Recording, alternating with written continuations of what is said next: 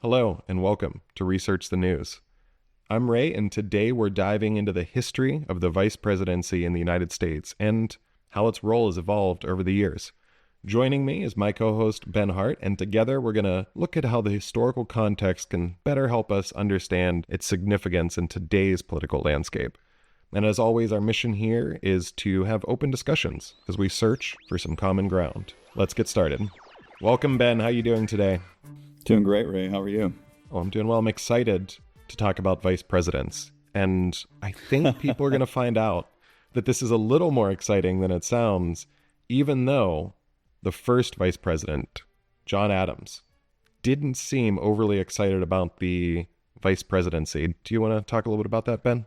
He called it the most insignificant office that man has ever contrived, I think is what the... Yeah. Have you ever seen the John Adams HBO series? I have not, no. I want to see it because I feel like Paul Giamatti saying that and having that kind of attitude about the vice presidency would be an interesting view to check out. But yeah, apparently when it got started, John Adams was not happy about being the vice president and felt pretty out about it. And what's interesting... Wait, Paul Giamatti played John Adams in this? Is that what you Paul said? Paul Giamatti played John Adams, yeah. Oh my gosh. The most neurotic representation of John Adams I could think of. I know, which is why I'd love to see this. This would be great. So I think maybe that can be all of our homework. Anyone listening to the podcast, we can all do a little study on the John Adams HBO series. But yeah, and that's back at that time. One of the interesting parts that a lot of people may not know about, because this happened, several hundred years ago, was that the vice president wasn't a running mate. It's not like today when you pick a running mate and you have the DNC or the RNC. The vice president was the person who finished second in the election, which, Ben, can you just, hearing that, if we still had that today, can you picture a Donald Trump, Hillary Clinton presidency?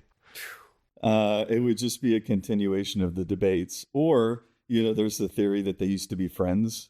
Right. Or they used to, the Clintons and they all used to be friends. But I wonder if they would be friends again or they would stay sort of bitter enemies through the end there.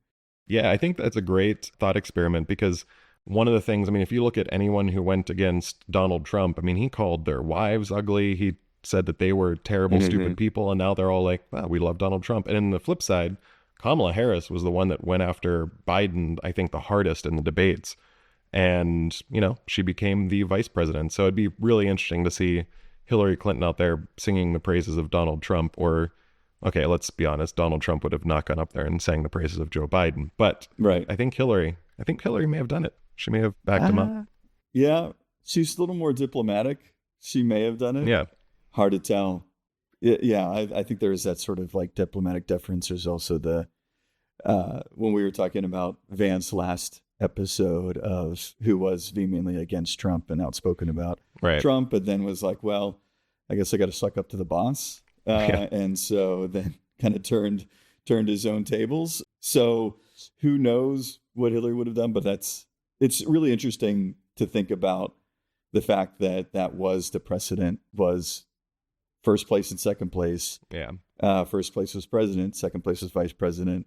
And I could see why they switched it. If we're going to talk a little more on history in the original, they switched it in a constitutional amendment because that was the original constitutional outline. But one thing that was in the Constitution, the original one that was problematic, was that vice president can go into the Senate. If that's why you want to have a vice president who was a former senator or not, that's why, but it's sometimes helpful because the vice president can be the tiebreaker. So it would be really problematic if you were one party president and the other party was vice president, and then they did a tiebreaker vote that was against your wishes. That's right. That's a pretty tough way to be. And so I can see why they changed it. It would be fascinating. Probably not alone in this. I think we've talked about it before. It would be interesting, idealistically, to have a ticket where you had running together two people from different parties and one became president, one became vice president. But that's only, I think, if they ran together on the same ticket in some, alternate dimension. Otherwise, it does make sense to have the VP be chosen or be in the same party as the president. Yeah, the more I think about this, I actually look back at maybe some super historical pairings that may have turned out from this. And I'm even thinking recently, not even historically, I'm looking at a Barack Obama, Mitt Romney presidency. And that sounds interesting. That sounds, if Barack Obama and Mitt Romney were running now, that would be my vote, I think, for the president, no matter who was actually on the top of the ticket. I feel like between the two of them. So that would be really interesting. And I feel like that's going to anger a lot of people on both sides of the aisle, that comment. I can hear people now tuning out. But I think, I think they both have some interesting ideas and could maybe come together into something that actually have some good debates, conversation, and come up with some good ideas. So yeah, but I do think, like what you said, that is obviously a problem. And I think it's way more of a problem today. I think back then, the founding fathers, they definitely had some differing ideas, but it seemed like they could actually have some real debates and real discussions and come to some solutions. I mean, they came up with the Constitution. So that's a pretty big thing. And today we can't come up with basically any bills because, as I think you mentioned last time, it's like the least productive Congress ever. So I think it had more hope back then, but it was rough. And like you said, the historical roles, when we look at the Constitution, it's the tie-breaking for the Senate. That's number one. So it's the presiding officer of the Senate. That comes from the Constitution itself. The succession to the presidency, which came from the Constitution and then was clarified in the 25th Amendment. And that just means that the president is first in line. And after they had the 25th Amendment, that was 1967, it clarified what happens if there's disabilities or something going wrong with the president. You'll hear that now from both sides. When Trump was in office, people were calling for the 25th Amendment. Biden, same thing. And there's also the role in the Electoral College, which did change a little bit. The vice president oversees the counting of electoral votes during the joint session of Congress. And the 12th Amendment came and clarified what would happen if there was no candidate receiving a majority of the vote or if there was a tie. And I think that is something we can even talk about. We mentioned Mike Pence last time and the counting of the Electoral College votes. And I think that's something that got a lot of press in the media. Not a lot of people understood what that actual role was. And it's actually spelled out in the Constitution that vice president counts those votes. And past that, that's really it for the primary duties from the Constitution. Otherwise, it's an advisor, a diplomat, and that's all political more than anything else. So did I miss anything, Ben? Anything you want to add? I was going to put a fun fact in there. Love fun facts. As the comic relief here. The 25th Amendment has been invoked a couple of times, but most recently due to both of George W. Bush's colonoscopies. So, that is fun fact. And also under Reagan, too. There seems to be, really dire circumstances that the 25th Amendment was enacted and Dick Cheney was president for, I think, 6 hours or something like that. I can't remember. Yeah. Dick Cheney. I'm surprised. Yeah, there's your fun fact for the day. I'm surprised we didn't have a bigger war when Dick Cheney became president for 6 hours. Yeah, you touched on something that's interesting about what you were saying, as traditionally the role of the VP was pretty a nothing sandwich, like to John Adams' quote, to where it became more and more influential over the years. And why I think I wanted, when we were talking, hey, what are we going to do next episode? That's why I wanted to touch on this, because maybe it's like where we are in terms of our understanding and view of the different presidential elections historically. But like this VP pick, besides maybe like Sarah Palin, that I can think of in history, was like a big deal. Like this seems to me like the biggest deal of VP pick that I can remember in our lifetime. So unless you can think of anybody else, like George Bush under Reagan was it seemed like it was, and obviously we were very young then, but it seemed like an obvious because he had served in government for a long time. Clinton, Gore, just a lot of times the VP was sort of the punchline. Yeah. Including Dan Biden Quayle. Under Obama. Yeah. Dan Quayle. Like that's what made me think of Gore, Dan Quayle, especially.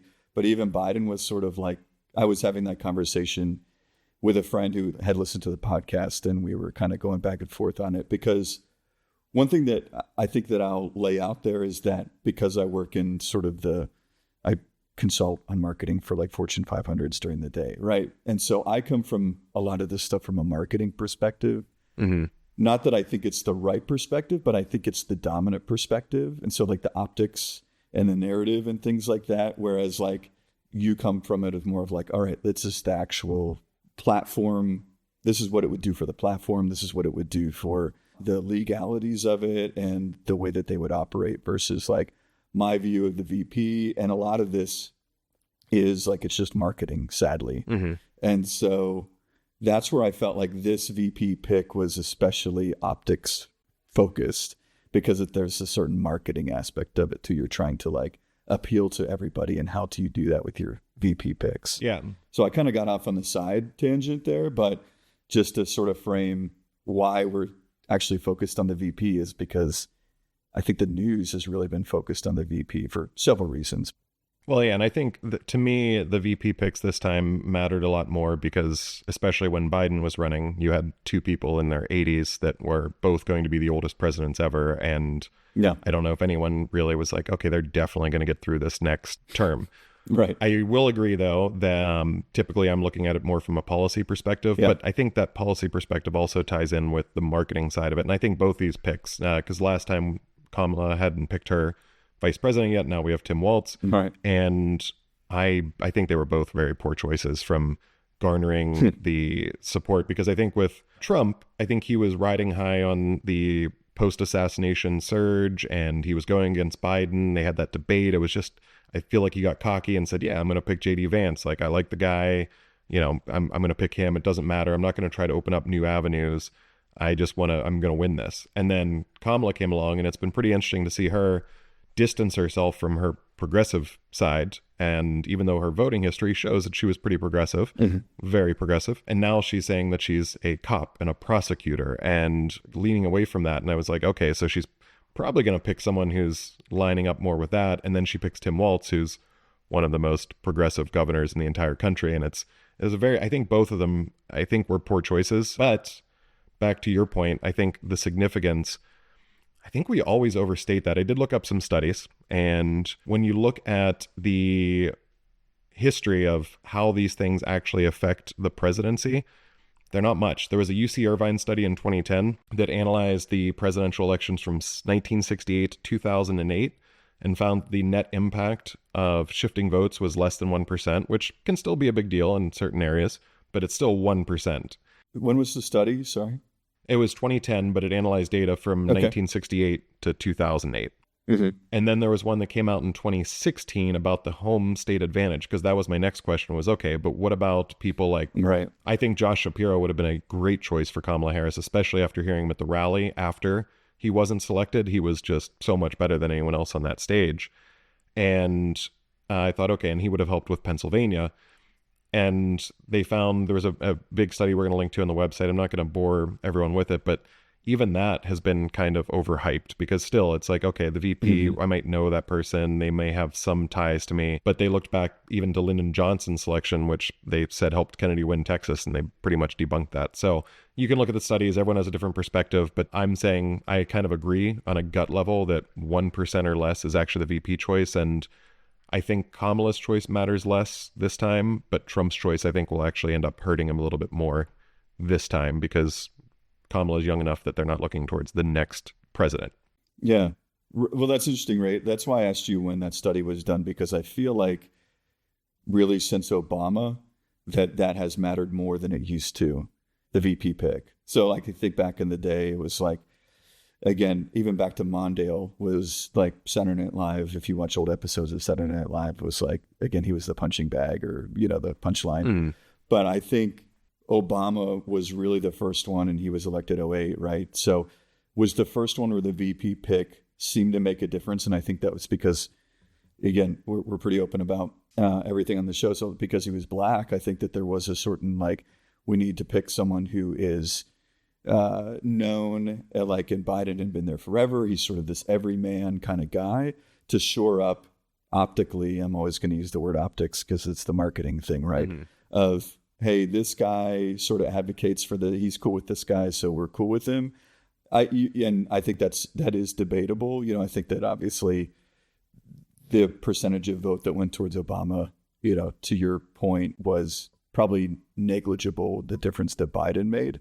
But I think now that, because, you know, the voting tally is getting smaller and smaller, who the percentage goes to, that it does tip the scales just enough. And I think for this one especially, the common factor between Trump and Harris's pick was there both appeals to sort of middle America, right? Like Vance comes from the Rust Belt. He writes this book about being, like we were saying last time, like the voice of Appalachia. And then you've got Walz, who's coming from, Minnesota, who was this like down home coach, teacher kind of guy. So if I know we were talking about doing this, that we'll start doing predictions, and be like, have our tally of predictions. We both got right. We obviously did not get the VP pick right last time. Not at all. Not at all. Two things that we did, you were like, you can never tell. It's not going to be who you think. That was correct. The one that I did was close. It's going to have to be a straight white family man. Yeah. I said from the South, but it ended up being from the Midwest, and it ended up being a straight white family man. Yeah. So I think that those predictions, that was in the ballpark. Walz came out of nowhere. I don't think anyone was predicting him. I think Walz, one of the things that's interesting to me is that he is looks like the family man, but he also looks like he's a great grandfather or a grandfather. There's just something about him. He does look much older than I thought, because when I heard about him, I was like, oh, he looks like a nice old man. And I was like, oh, he's 60. That's he's 2 years. He's like 2 years older than Harris, right? I was like, wow, that's interesting. But no, I agree with you. Some people age better than others. That's all there is to that. Yeah. I mean, he seems like a jolly man, but again, politically, I think there's a lot of things I disagree with. But I think you did hit it in the head with the fact that you did need to find that kind of persona. And I think when you're going back to marketing terms and research studies, you find personas. And I think that's a lot of times what happens with VP picks now. Yeah. And back to your point about Biden, I don't disagree that as a VP, he was a good choice. I just think that there's a lot of people you could have slotted in there that would have brought that same persona. So I think that's where, to me, I never thought about that before, just this conversation, but I see it now as these personas that we have to have, and we find some VP candidate that kind of matches up with that. And as long as you don't go too far out of it, like Sarah Palin, they were trying to find someone who would energize the base because McCain was old and she was a woman and governor, and she it turns out she was a little bit crazy, that kind of, she broke out of the persona they were hoping for. Yeah. Those are all great points. And thank you for using the word persona. Yeah. That's like a foundational level marketing term of just we have this person who sort of fits this mold. If we want to explain it to the listeners / viewers, right? It's just a basic archetype of a person that fits this mold. They're within this age range, look like this income level, et cetera, et cetera. So I think the interesting thing with Walz, though, is he looks like he should be a Trump voter, but he's like the opposite of he's like a gun-owning old white guy, right? In terms of personas, I didn't know that those guys existed, to be frank. Yeah. I was like, okay, everyone who's Democrat and progressive is sort of young or not an old guy who owns guns. That was really, really sobering. And it gave me a little bit of don't think you got everybody figured out feeling to it. Yeah, for sure. I mean, he doesn't have purple hair, so how would you have known that? I know. Is it blue or purple? Yes. He was just blending into the background there. But yeah, I mean, I think both these picks, though, I think that's one of the things still over time. And we look back at Kamala Harris. I mean, let's talk about the historical role of the vice president. Yeah. She has presided over Congress. But honestly, I assumed when Biden got elected, this would be the Biden-Harris show. And I didn't hear much about Harris at all. And it was really kind of shocking to me because I was surprised that they didn't put her out more and have more of the PR, have more of the speeches, because I assumed they were, getting her ready for either 2024 or 2028. And really the only thing that she was responsible for on a large scale was the border czar of Mexico and the U.S. And at the time, that was a pretty common term. And then obviously it apparently wasn't. We can debate that, but looking back at some of the actual facts, I think it was funny to me, for those listeners who don't know the background here, Kamala was mentioned as the border czar. Biden put her up as someone who was going to manage that. She was going to deal with some systemic issues. That's what she said, that we're going to help solve the border issue and work with immigration. And even a statement from the White House literally used the term border czar. And then once that started being an attack against her, the media kind of came out and said, no, she wasn't the border czar. And it really became a whole battle of what words were used. I think they kind of gave up on it because they realized she really was put in charge of the border at one point. But even that right there is still ceremonial. Mm-hmm. There's not a border czar position. It's just a title that was given to her to say, hey, you're in charge of this. But past that, I really didn't see her much at all. And I was pretty shocked by that. What's your take on why we didn't see more of Kamala Harris over the first 3.5 years until she became the candidate? Yeah, great question. And as you were saying it, my first thought was the media was so focused on just Biden being old. The only thing I can really think about, and a quick aside on that, Biden was actually he had an extremely effective 4 years. There's a lot that happened in the past 4 years in terms of a president, whether that was his administration. We've had those conversations, offline about how much the administration was running it, how much, even the chief of staff runs in any presidential office or whatever, runs the show. But I think for that especially so. So I think the media was just really focused on, it was still focused on Trump, and then Trump's barbs or jabs at Biden being old, and then Biden looking and sounding old, where Harris just was in the background noise for the most part. And I don't know that, I hear your point of it would have made a lot of sense for them. Hey, Biden's getting pretty old. He might, if he gets reelected, he might not make it through. He might not make it through this current presidency, right? But I can, every other vice president that I can think of, with the exception of maybe Dick Cheney, was definitely in the background, or Biden when he had a gaffe, right? When he was vice president over Obama. It was well, Biden said he was going to punch this guy or something like that. Or good old Joe. Yeah, right? We're oh, Uncle Joe. Yeah. Exactly.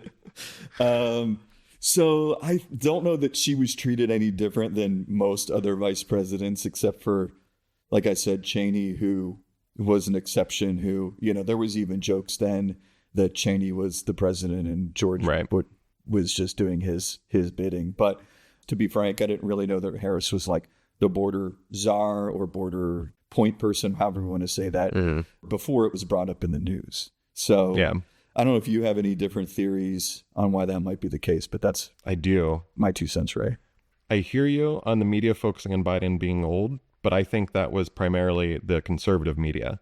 That was one of the things that frustrated me when, after that debate that went terribly for Biden, was everyone was like, oh no, this is terrible. Biden's old. And it's wait, I've been saying that for 3 years, and not in a way where oh, Biden's old and he needs to get out of there and I can't stand him. It was, I'm a little bit scared because this guy clearly has lost his full mental capacity. And I think liberal media, I don't think covered that as much as they probably should have. Can I jump in real quick on that? It was sort of like being someone who's liberal leaning and, we both have Democrat friends, but it was definitely one of those, we need to talk about grandpa situations that no one wanted to talk about.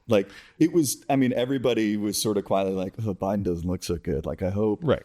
And then, there was the State of the Union where everyone's wait, I don't know who this maybe he's alive. New Adderall fueled Joe Biden is, but we'll take him, and then that was just a flash in the pan there but to your point, I think the liberal media definitely swept it under the rug. They were just we know that's a thing. We're not going to talk about it. We just, we don't want to bring it up, but I agree. That's the part that frustrates me. People that are supporters of him sweeping under the rug, his staff, all that, totally. I get it. Why wouldn't you sweep it under the rug? You're not going to go out there and be hey, let's attack him. Right. But that's the thing that really bothers me about the media today from both sides here. When, Trump's on Fox, unless he's talking to Neil Cavuto, he doesn't get hard questions. Right. And if you have any of the Democrats on CNN, it's given a pass. There's a few people that will, Jake Tapper, I think sometimes will go pretty hard at people. We don't need to go into specifics, but there are some in the media that will give hard questions. But generally, this is something that should have been pressed by the media for a very long time. And the only person doing it was Peter Doocy of Fox News. And then people who are liberal are well, I'm not going to listen to that because he's on Fox News. And so I think that to me was the biggest frustration with the whole Biden thing. But going back to the vice president and Kamala Harris, not only was I surprised because of the fact that I think there was a good chance she would take over, which was proven, but also she was the first woman. That's something that, as being the first woman vice president, I would have assumed the media would have been doing the glowing reviews that they're doing now on her for the last 3 years and talking about her achievements. But my theory behind this is that I've talked to you about this before. I don't know people's motivations. I don't try to get into people's heads and say this is why they did what they did. I can guess, though. And with Kamala Harris, there's been a lot of stuff that have come out about her staff not liking her and being really tough to work for. And if you look at her actual turnover rate, that's pretty high. So the idea of getting out of the behind the scenes stuff when she was running for president, she dropped out with 0 votes and had 3% of the Democrats saying that they liked her. 3%. And then all of a sudden she became a VP. And at this point, it's like, she's the greatest thing since sliced bread. And that to me is, I just don't think she's very, I don't think, not just from someone who doesn't necessarily agree with her politics, but from a general Democrat perspective, she wasn't very likable. And that's not, I mean, you just look at the actual polls and why she dropped out. She wasn't very likable then. And now she's likable because she's the star. It's the new Camelot. They're going to do all these glowing reviews of her because they want her to be president. But that's my theory. I just don't think she was a good face for the administration. Yeah, I hear what you're saying. I mean, turnover rate, I don't know that's a factor for sure. Trump has the highest turnover rate in presidential history in terms of cabinet members, and maybe not in history, but in recent history in terms of cabinet members. So I don't know that we would. To be clear here, Harris's staff turnover rate of nearly 92% surpasses President Biden's rate of 77% and former President Trump's rate of 72% during the first to fourth years of their term. So Trump wasn't even the most turnover in the last 2 presidents. Interesting. So just some live fact checking there. That's a great correction. Yeah. Speaking of fact checking, I was also at the same time. But that's a great point. Well, my fact check was that she was never the border czar. She actually rejected that title several times. I have 2 sources from 2021 where Republicans of the conservative media were then trying to crown her border czar. And there's one from the Washington Post. Republicans trying to crown Harris the border czar. She rejects the title, and that was 2021. So I don't know that she ever was. She was definitely assigned to like go down and sort of do the shaking hands and kissing babies, and we're doing something about it. So I could see why. So just to clarify on that, even when I was talking about it before, it's really the semantics of the word. If you tell me, Ben, I want you to go outside and pick up a baseball and hit it and go do that on a field with 9 other people, maybe I don't want to call myself a baseball player, but in that moment, I'm a baseball player. And that's a terrible analogy. And you're going to find, if you're listening to the show for the first time or in the future, I'm probably going to come up with some terrible analogies. But I think it goes back to, in a simpler way, if it looks like a duck and it floats like a duck, it's a duck. And so I agree with you that official title of border czar, like I said, I think it's made up.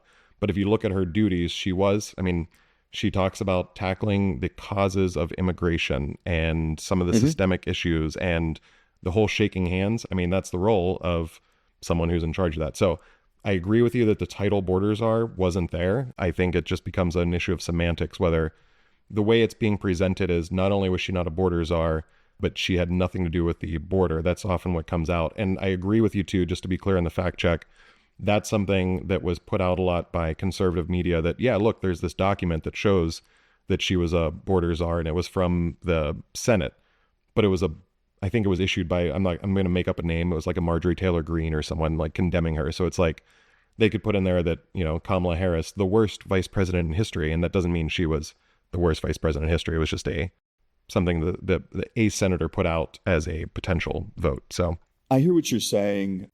So that might be possible. So 2 things out of that. One, the conservative media also claimed that she had never even gone to the border. And so part of my saying that she was shaking hands was then video surfaced of she was down there shaking hands with border guards in the border. So there was like plenty that was thrown around that I think was exaggerated or misinformation. And number 2, I do think that she didn't tackle that, but I think she should get some credit. There was a task force that was created to take on human trafficking out of that I think is worth noting. And maybe that was her focus. That's not to say that she shouldn't have addressed the border more head on if that was her duty. I don't know if that's the role of that. But I don't want to say also that like I'm not going to take the blanket statement. She was border czar and she failed. Like there was a lot more to that whole thing and a lot more that came out of that than the press, I think, wants, they're always trying to turn it into a soundbite. So if we're going for agree, disagree, I'll say agree that maybe she was given that, disagree that it was termed one, she was a do nothing, never showed up, and that nothing came out of it. Yeah. And I mean, I hear you, but that's one of those things. If you look, there's an interview with Lester Holt. It's worth checking out. And this was from 2021. And he asks her, well, you're in charge of the border and you haven't been to the border. Her response was a pretty terrible politics response. Well, yeah, but I haven't been to Europe either. What's your point? And that's something that you can look up, and I'll put a link on the website. But I think over time, she did go to the border. And I don't know. I didn't know she actually went to the border, but the initial attacks about her not being there were pretty clear. And that even was coming from someone like Lester Holt of NBC, who's clearly not a conservative media figure. So I hear you. Yeah. When it comes down to it, I think the debate comes back to the role of the vice president. They're basically an ambassador. They're basically there they don't have any real official role. But if you tell someone you're in charge of the border, or you say that you're gonna be helping the systemic causes to me, okay, well, what did you do to help? And I think that's the problem I have here. And I think step one would be to go to the border, and she clearly didn't do that. And that's something where, again, it just comes back to why. And I think that's something that's also been kind of thrown around behind the scenes, that maybe she hasn't worked very hard as a vice president, which is partially why some of the staff has left. They just haven't felt very energized by her. But it's also interesting because these rallies she's having now and the energy she's throwing out there is just night and day compared to what I've seen before. I think my gut, and what if I'm doing a prediction on this show, is that we'll find out that as someone who has worked on projects for school for a very long time and got everything done at the very last minute, but wraps up pretty well, I feel like she's kind of the same way, where she kind of puts things off for a very long time and then it's like, oh, my time to shine. All right, let me get up on stage and give these great press conferences and get people fired up. But I don't see a lot of action in what she does. And so whether you think that's good or not is probably based on whether you think her policies are good, but I haven't really seen much of what she's done, especially at the border. So yeah, I don't know if we agreed on anything there, but I don't know that we did. The last thing I'll throw in there is that I want to look that up when she went to the border. The interesting thing was, and I didn't know this, I was just researching this while obviously listening to you, but that there's a very famous meme where she says, do not come, right? She actually, that was in June of 2021 when she was in Guatemala. So she actually, my understanding is she didn't visit the border, she actually went to the specific countries where a lot of those immigrants were coming. That's an interesting, we should hit that one too, Ray, of how the border or immigration crisis has changed over the years, because up until I was selling my house and actually hired some folks legitimately to help me get it ready, and they were from Venezuela, I didn't realize that immigration of Mexicans has stopped almost completely since, it's been a while, but the immigrants that are coming up through the border are coming from Guatemala, from Venezuela, from Bolivia. So it's interesting that, like, I'm going to say this from two white guys that came from Pennsylvania. We were all, it gets thrown around, oh, those Mexicans, right? Just to be very blunt. But it's really much more complex than that. It's a lot of Central America, top of South America.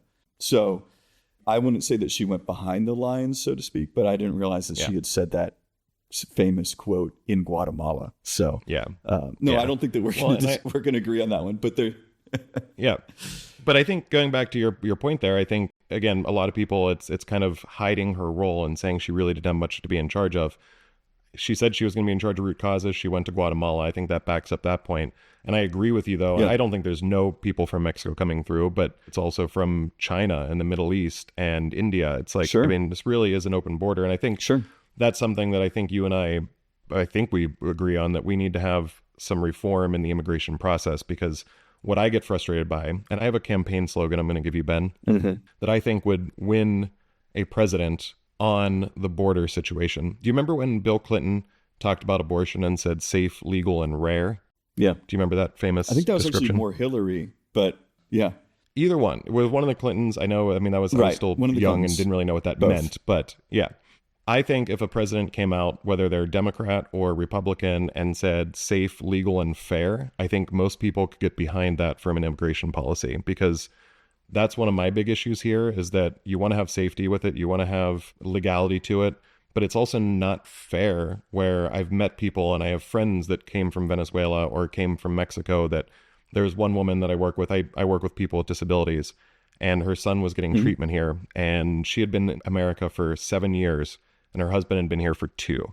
It took 5 years for him to be reunited with his family because they did it the right way. And that to me is a huge flaw in the system. And if we don't fix those kind of flaws, we're not going to be able to fix the flow coming over the border. And on the flip side, the safety part of it, I don't think everyone coming over the border is a terrible human being like some people might say.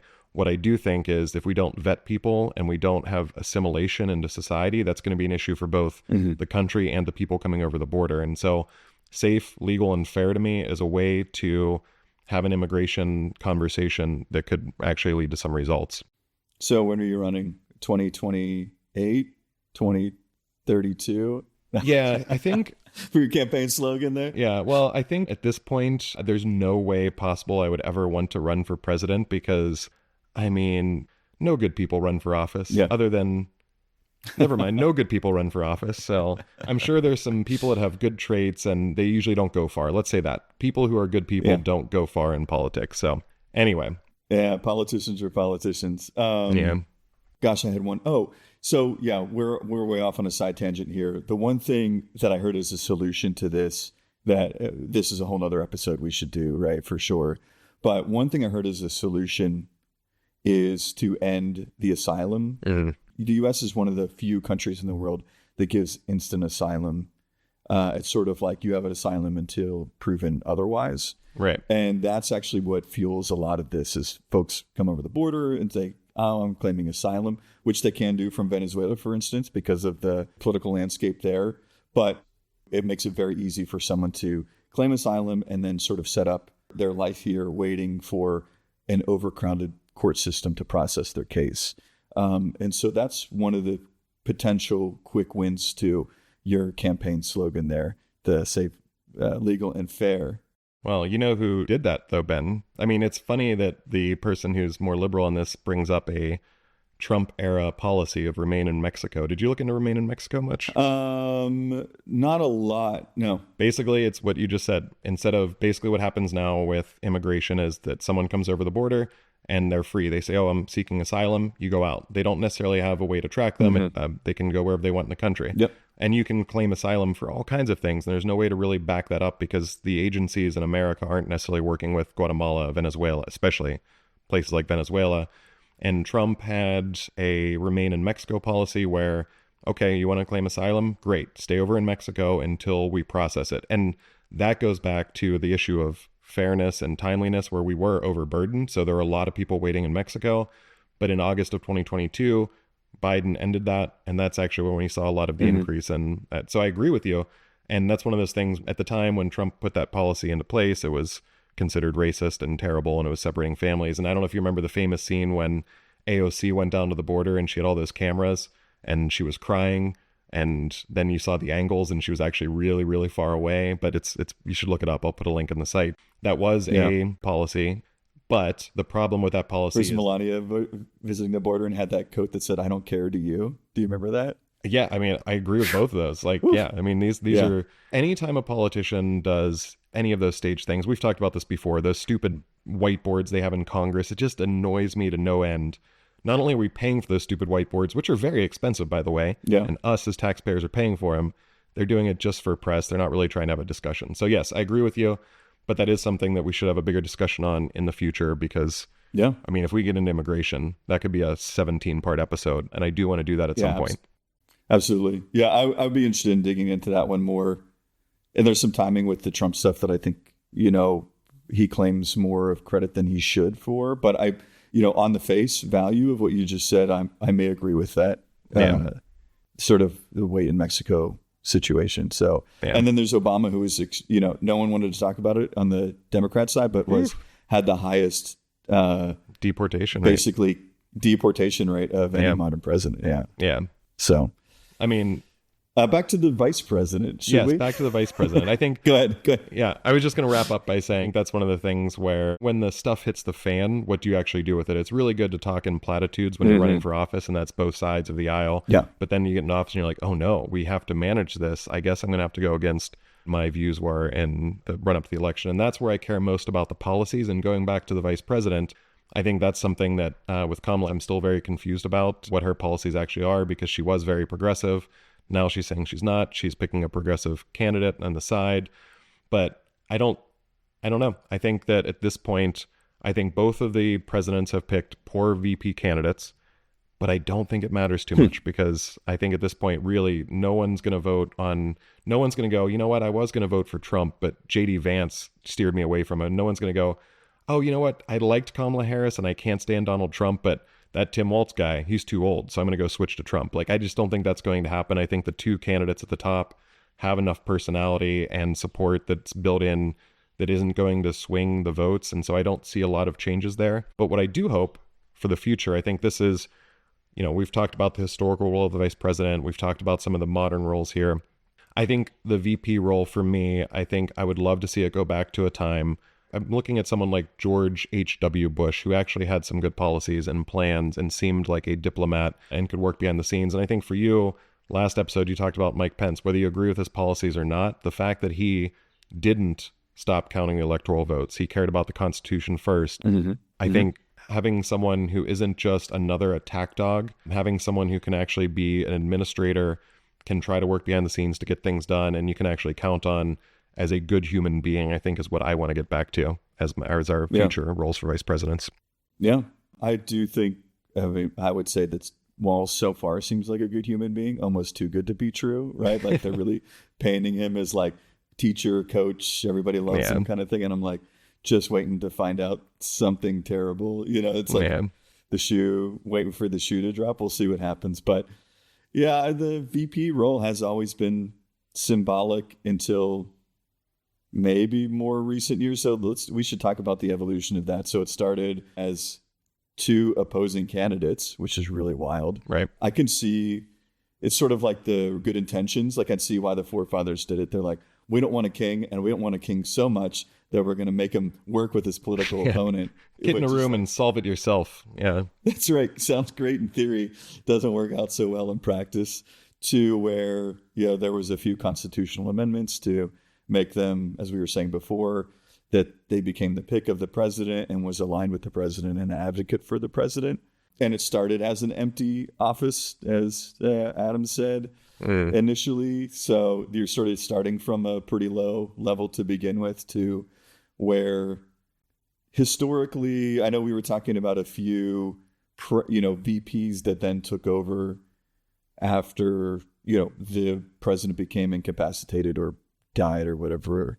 One that we both really love is Teddy Roosevelt. We actually do agree that Teddy Roosevelt was one of the best presidents. Any others that you want to touch on? Also, I remember that it was one presidential wife that took over. Yes. Or sort of became a decision maker. Yeah, you're getting into my fun facts for the end of the podcast, because I do have a few fun facts about the VP. So let's hold off for now. I'll save it to the lightning round. I'll save it to on the female. round. Yes, the lightning round. Basically, to me, two of the biggest secession points were Andrew Johnson, which obviously that was Lincoln. And what's interesting, because we talk about having people from different political parties going against each other. And at the time of Lincoln, that wasn't the case, but because you had a running mate, but he chose a running mate in Andrew Johnson who was from a different political party, which is pretty interesting. So there were a lot of disagreements there, but he was running under basically a unity system. And so he wanted to really bring the country together, which is another great thing about Abraham Lincoln. And so he picked someone with different views, but that was actually the first time that the vice president acceded where it was assassination.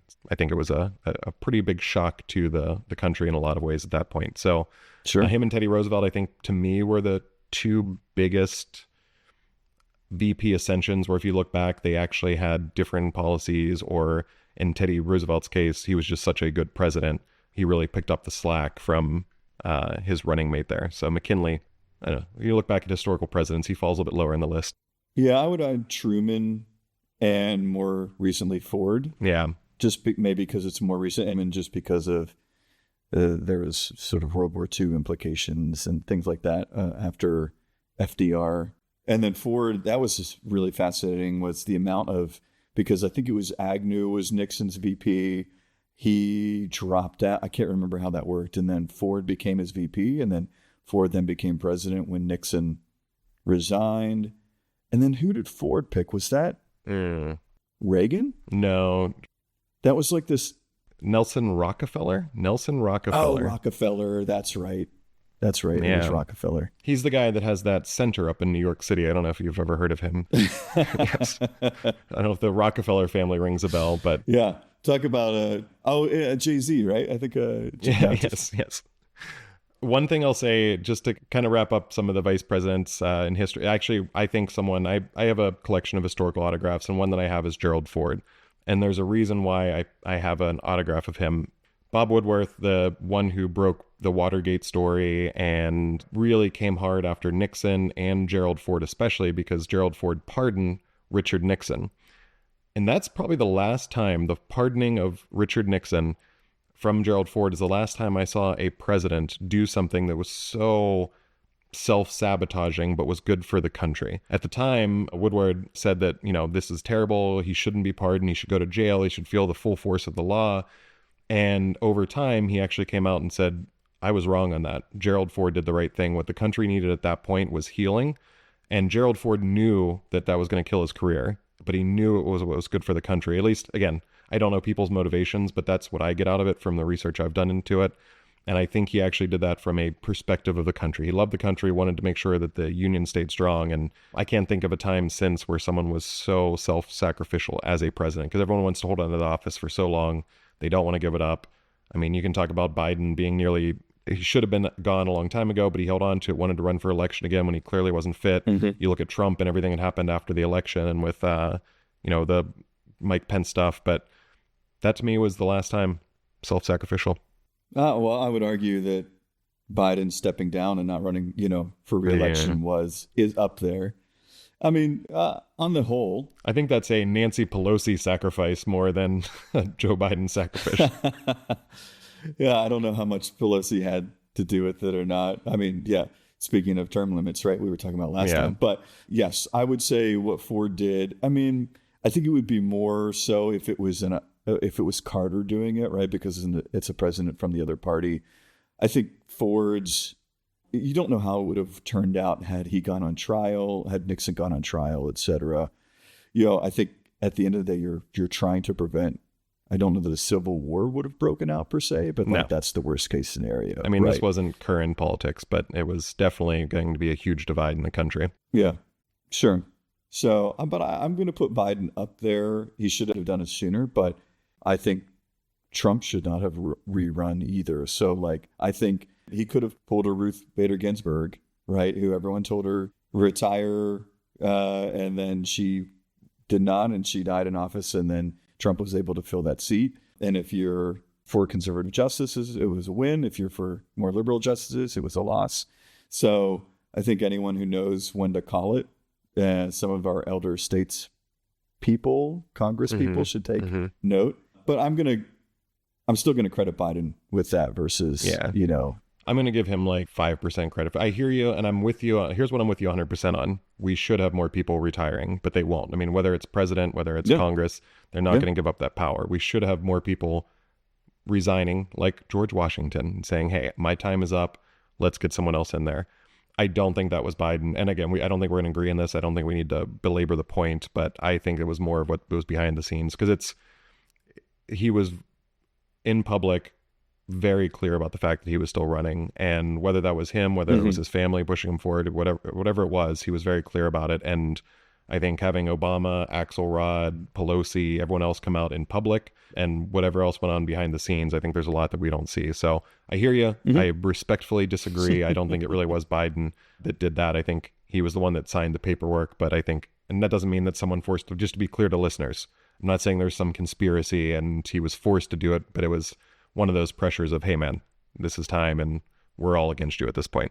But to not end on a down note, I want to give some fun facts, Ben. Are you ready for some rapid fire fun facts to wrap up the episode?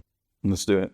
I know you love fun facts. There's some of these I think you'll pretty easily get. I mean, some of these are just random because, as we've talked about before, VPs are pretty forgettable generally. But do you know who the first VP was? I'm going to give you an easy one because we already talked about him. It was Adams, wasn't it? Correct. And again, that quote was, "The most insignificant office that ever the invention of man contrived or his imagination conceived." But then he became the second president, so I guess he moved up into a better office. Yeah. This one is made famous by a play I don't know if you ever heard of this. It's near that Rockefeller place, the Hamilton. They had this play. Yeah. Who was the VP that dueled Alexander Hamilton and killed him? Aaron Burr. Aaron Burr. Is that right? And Aaron Burr, Yeah. you're 2 for 2. Hamilton. He was a great rapper. Yes, exactly. This one I'm not even going to ask you because I forgot this guy was a VP, but there's 2 interesting facts about him. We talk about the most tie-breaking votes in the Senate. So when the VP has to go and break a tie, Mm-hmm. what do you think the number of most tie-breaking votes was? Let me go with that. Just give me a range. What do you think the most tie-breaking votes by any vice president was? In a 4-year period? I think he had 8 years, actually. I was going to say 10. I'm going to say 20. I don't know. 31 by John C. Calhoun, who served as vice president under both John Quincy Adams and Andrew Jackson. 31. So it actually does have more power than I thought. Old Calhoun. Yeah. Back then, when Congress was actually passing legislation. Yep. Exactly. I'm going to finish up with 2 more. The first one is, who was the only vice president who was sworn in on foreign soil? And if you get this one, Ben, I am $1,000. I'm not a gambler. I'm not a bettor, but you'll just never get this one unless you Google it on the side. My first thought was, it's not him. I thought it was going to be LBJ, but he was on an airplane when it happened. That's a very good guess. It was William Rufus Devane King, who was vice president. I've never heard of that guy. For 45 days under Franklin Pierce, who was another president you always forget about, in 1853. And he was in Cuba, of all places. So the only vice president to be sworn in on foreign soil was Cuba, but he had some kind of lung disease and was dying, and they swore him in, and then all of a sudden he died. The last one, Ben, and I think you probably know the answer to this because we were talking about it before, but who was the first female vice president? So I don't remember who it was. That's what I was asking before, and I'm not gonna. I'm not gonna betray myself and do a search. I would have said that it was Roosevelt's wife, but that's not right because Truman took over after. Yeah, it would have been a great guess. And you're talking about FDR, not Teddy Roosevelt. FDR, yeah. So it was actually... No, poor Teddy, his wife. Oh, man, what a sad life. Anyway. So for listeners, basically, Kamala Harris was officially the first female vice president. So she was the first. But Edith Bowling Galt Wilson was the second wife of Woodrow Wilson. Woodrow, yeah. She was the first lady from 1915 to 1921, and he had a severe stroke in 1919. And this is actually from whitehouse.gov. But she pre-screened all matters of state and functionally ran the executive branch of government for the remainder of Wilson's second term. So actually, she was probably the first female president, if we're getting down to it. But it was only a ceremonial role. I have no idea how you would actually classify that. But Kamala Harris the first, Edith Bowling Galt Wilson was the first one who kind of ran the country that we know of. Maybe Martha was doing stuff with George, but that's the first we knew of. Well, in the spirit of research the news, now I'm going to research that time when she was president to see. Interesting. If she was actually what she was doing, how effective it was, et cetera. It'd be really fascinating to see the implications of that. So that's my research. I wonder when the 15th Amendment was passed, or not the 15th Amendment. Which one was the right to vote for women? 19th Amendment. Okay. 19th Amendment, women's right to vote. And that was 1912? 1919. Gosh. Ooh.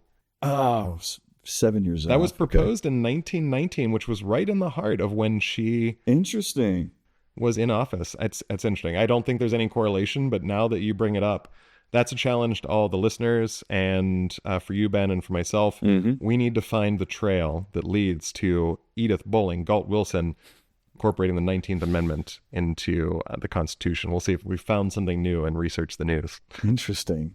Yeah, that could all it could be just have all worked together at the right time and right place. Yeah. Interesting how this works. Crazy how this stuff comes together. All right, Ben, anything else you want to cover before we wrap up? No, I think we did. I think we officially researched the news on this episode and have further research ahead of us. You didn't think you were going to listen. Dear listeners, you didn't think you were going to listen to a podcast and not get homework, right? Yeah, we have now homework. So tell all your friends about the podcast that gives you homework. Yeah, I think people come in droves and listen. They're like, oh, my life's not busy enough as it is. Yeah, well, you're the marketing guy, Ben. Yeah. I'm the guy who likes the researching, and you're the marketer. So you got to take my terrible ideas and turn them into something palatable for the general population. So that's how we have to work it here. Yeah. Either that or I'm like the marketer who tells the CEO, like, that's not a great idea. Yeah. I'm just kidding. Yeah. All right. Ben, I think this was a fun discussion. Yeah. I learned something. I learned a few things. I learned a bunch of things. I appreciate the conversation. When we talk about having discussions with each other, I hope politicians read this and change who they are. So I doubt that's going to happen. Mm-hmm. But in the meantime, it's enjoyable to do it, right? So to talk. Yeah, I just enjoy the conversations. Yeah. I hope that you do as well, listeners. Feel free to check us out on researchthenews.com, and we'll be back with another episode soon.